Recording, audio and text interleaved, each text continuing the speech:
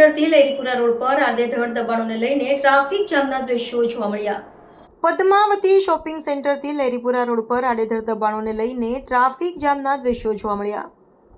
વડોદરા મહાનગરપાલિકા દ્વારા વારંવાર ગેરકાયદેસર દબાણો દૂર કરવામાં આવતા હોય છે, પરંતુ વડોદરા સિટીના મધ્યમાં આવેલા પદ્માવતી શોપિંગ સેન્ટર મંગળ બજાર લહેરીપુરા ખાતે લોકો ખરીદી કરવા આવતા હોય છે, ત્યારે આડેધડ દબાણોને લઈને ટ્રાફિક જામના દ્રશ્યો જોવા મળ્યા હતા.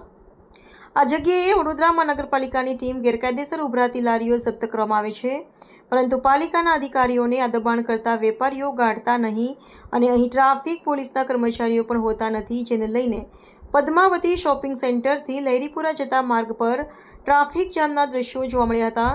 ત્યારે આ માર્ગ પર ઇમરજન્સી વાહન નીકળે અને ટ્રાફિકમાં અટવાઈ જાય તો શું ટ્રાફિક પોલીસ રસ્તો ક્લિયર કરશે?